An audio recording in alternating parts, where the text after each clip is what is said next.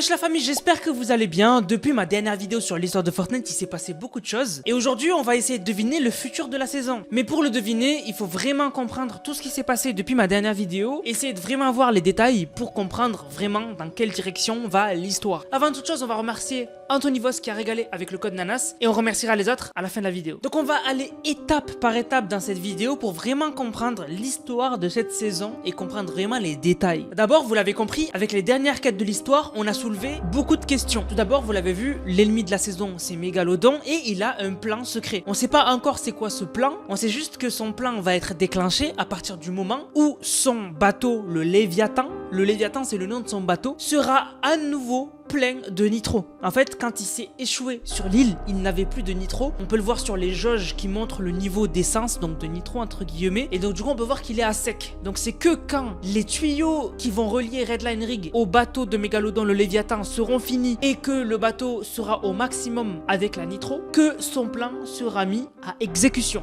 Pas avant. Mais ce qui nous alerte, c'est que en espionnant au bateau de Mégalodon, eh bien, Hop, elle a entendu une conversation bizarre. Et du coup, elle nous a dit que elle a entendu quelque chose qui la rassure pas. Et donc, pour quand même savoir qu'est-ce qui se passe exactement, on a récupéré des enregistrements qu'elle avait mis un peu partout sur la carte. Et du coup, on va avoir dans les prochaines quêtes de l'histoire, normalement, des informations sur ce qu'elle a entendu qui lui a fait peur. Ensuite, Hop, elle a aussi demandé pour les aider de contacter quelqu'un. Alors, ce quelqu'un, on sait pas c'est qui. Elle a demandé à Jonesy de contacter quelqu'un. Donc, logiquement, c'est quelqu'un que Hop ne connaît pas, mais que Jonesy connaît. Et c'est quelqu'un qui est toujours dans l'histoire de Fortnite. Donc j'ai vu des gens dire, il va peut-être contacter la fondation ou les 7, mais Jonesy a perdu tout contact avec les 7. Il n'a contact avec personne. Tous ont disparu à cause de l'héros et depuis, on n'a plus de nouvelles. La seule pour l'instant que je vois que Jonesy pourrait contacter, c'est Sloan. C'est la seule. La dernière fois qu'on a vu Sloan, c'était dans la saison de la jungle, donc dans la saison juste avant Cadeau Thorn, donc juste avant la saison OG, et elle avait l'air de bien aller. Elle avait juste enquêté sur la jungle et avait compris qu'il y avait quelqu'un qui arrivait. Et ce quelqu'un, c'était Cadeau Thorn. Mais du coup après on a eu la saison OG, puis après on a eu le chapitre 5, mais du coup Sloan peut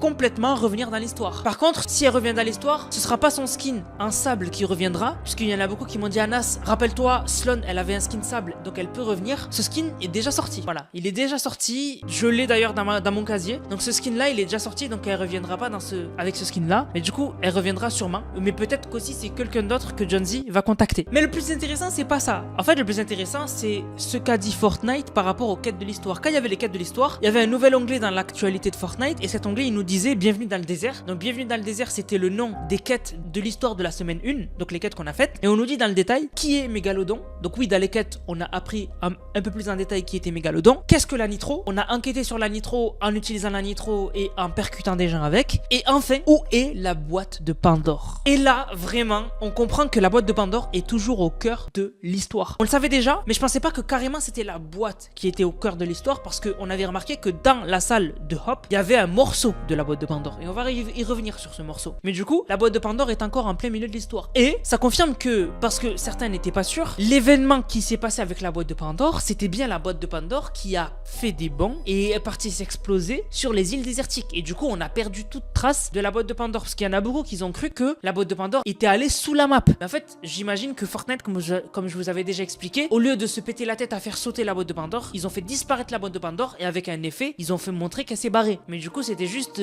une astuce de développeur pour pas perdre de temps et pour pas se péter la tête. Parce que si du coup la boîte de Pandore elle aurait juste été sous l'eau, et ben du coup Jonesy ou même Hop, ils auraient dit bon ben la boîte de Pandore elle est sous la map. Mais ils ont pas dit ça et même Fortnite nous disent où est la boîte. Donc du coup on sait pas où elle est. Donc elle est pas allée sous la map. Enfin logiquement. Et d'ailleurs non seulement la boîte de Pandore est toujours au milieu de l'histoire de Fortnite, mais en plus la boîte de Pandore est liée au plan de Mégalodon. Parce que Hop, elle nous dit même à un moment pendant les quêtes de l'histoire de la semaine dernière, en parlant du plan de Mégalodon, elle nous dit quelque chose me dit que la boîte n'est pas étrangère à tout ça. Donc vraiment la boîte de Pandore elle est au cœur de l'histoire de cette saison. Encore une fois, même si on pensait que c'était fini. Mais maintenant j'ai besoin que vous vous concentrez. Le morceau de la boîte de Pandore qu'on peut trouver dans la salle de Hop, on voit que c'est clairement un morceau de la boîte de Pandore, mais surtout on voit qu'il y a 4 emplacements de sphères. Et suivez bien ce que je vais vous expliquer, parce que vraiment c'est une dinguerie. On était aveugles. Déjà, est-ce que vous n'êtes pas posé la question pourquoi c'est pas par exemple 3 emplacements? Pourquoi il y en a bien 4? Parce que par exemple dans les quêtes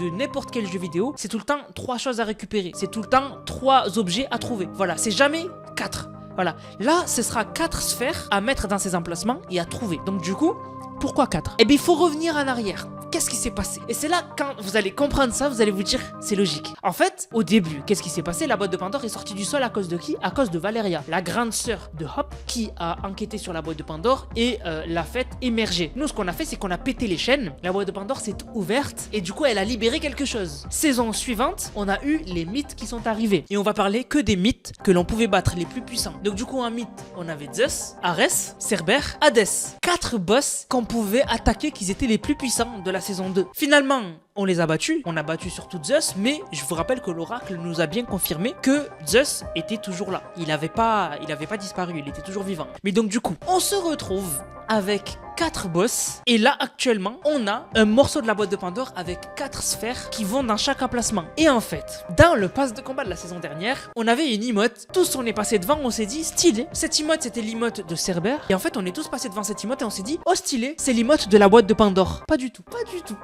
Pas du tout.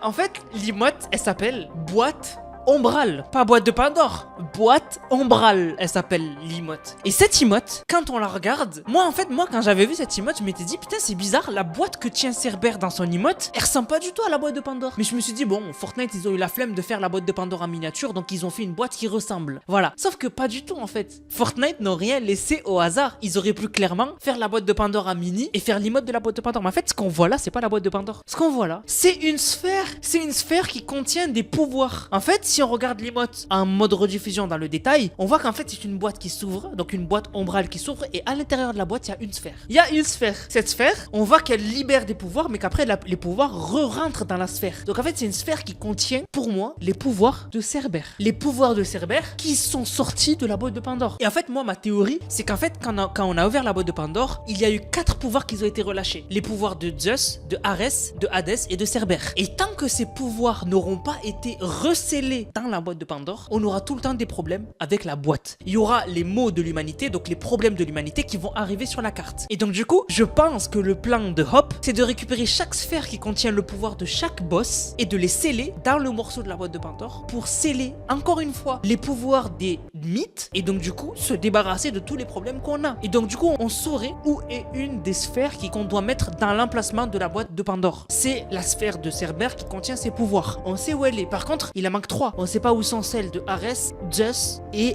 Hadès. Donc celle-ci, il faudra je pense les trouver. Mais moi perso c'est ma théorie, c'est super logique. Par contre le problème c'est que en mettant tous les pouvoirs qui auront été libérés de la boîte de Pandore au même endroit, en fait ça sera très simple de les voler et que du coup quelqu'un récupère les pouvoirs de tous les mythes et se les approprier. Et je pense que du coup Mégalodon, il va vouloir non seulement prendre le contrôle de l'île, mais en plus prendre le contrôle des pouvoirs des sphères. Et donc du coup pendant toute la saison, je pense qu'on aura une course à récupérer les sphères et à les protéger de Mégalodon qui petit à petit va remettre de l'énergie dans son bateau. Et en fait ce sera une course à la montre de retrouver toutes les sphères avant que Mégalodon nous attaque pour justement sceller les pouvoirs de la boîte de Pandore. Et peut-être qu'en scellant les pouvoirs de la boîte de Pandore, eh bien on scellera aussi une partie des pouvoirs de Mégalodon, parce que je vous rappelle que les pouvoirs de Mégalodon viennent du nitro, le nitro qui est lié, je pense, à la boîte de Pandore. Donc voilà ma théorie sur tout ça, sur cette saison. C'est une de mes théories, bien sûr je peux me tromper. De toute façon, moi quand je fais des théories, il y en a 90% qui sont fausses, il y a 10% qui passent. Donc, on sait jamais. Mais bon, en tout cas pour moi je trouve ça logique. Et pour revenir à l'histoire de cette saison, les prochaines quêtes de l'histoire, elles s'appellent Raid de Rig. Donc on peut traduire par assaut à la Rig. Donc assaut à Redline Rig. Et en fait je pense que prochaine quête de l'histoire, on va s'attaquer à celle qui fournit Mégalodon. Parce que Mégalodon c'est juste une pièce dans l'échiquier et vraiment la reine donc de cette saison. Donc le roi c'est Mégalodon, la reine c'est la machiniste. Parce que la machiniste c'est elle qui s'occupe de la nitro, celle qui fait des études sur la nitro. Et donc du coup dans les prochaines quêtes, je pense qu'on va s'attaquer à la machiniste pour justement empêcher Mégalodon d'avoir assez de nitro et donc du coup de remettre de l'énergie dans son bateau. Donc vraiment il me tarde les prochaines quêtes. Les quêtes ce sera mardi. D'ailleurs mise à jour mardi. Donc du coup je serai en live bien évidemment. Du coup la famille, j'espère que la vidéo vous a plu. On va remercier ceux qui ont utilisé le code Nanas. Je vous rappelle, code Nanas dans la boutique, N-A-N-A-S-S dans la boutique. Vous m'envoyez une vidéo, une photo, vous avez utilisé le code Nanas. Vous m'envoyez la vidéo ou la photo dans mon serveur Discord qui est dans la description, dans l'onglet code Nanas, et vous avez une dédicace en vidéo. Donc merci à Red Sigma qui a régalé avec le code Nanas. Merci beaucoup à Tozi qui a régalé. Merci beaucoup à Zarknos qui a carrément fait un montage. Merci beaucoup à toi. Merci à SH HCM, merci beaucoup à Alia, merci beaucoup à Océanie, merci beaucoup à Gaming, merci beaucoup à Elbulu, merci beaucoup à Tonton Géo, merci beaucoup à Rexama, ZFR qui m'a dit salut, j'ai acheté le pass de combat de la saison 3 du chapitre 5 et j'ai mis le meilleur code Nanas. Merci beaucoup frérot, merci à Solo Tylox, merci beaucoup à Tonton, merci beaucoup à Kader, merci beaucoup à ZFR Romain, merci beaucoup à Tozi, merci beaucoup à Anthony Vos qui régale tout le temps, merci beaucoup à Red Sigma, merci beaucoup à Boss Loss et merci beaucoup à Shojiro qui régale souvent aussi. Du coup la famille, j'espère que la vidéo vous a plu, c'est le cas, n'hésitez surtout pas à liker, commenter, partager. On se capte les gars pour une prochaine vidéo. C'est Nanas, prenez soin de vous. Bang, bang, bang.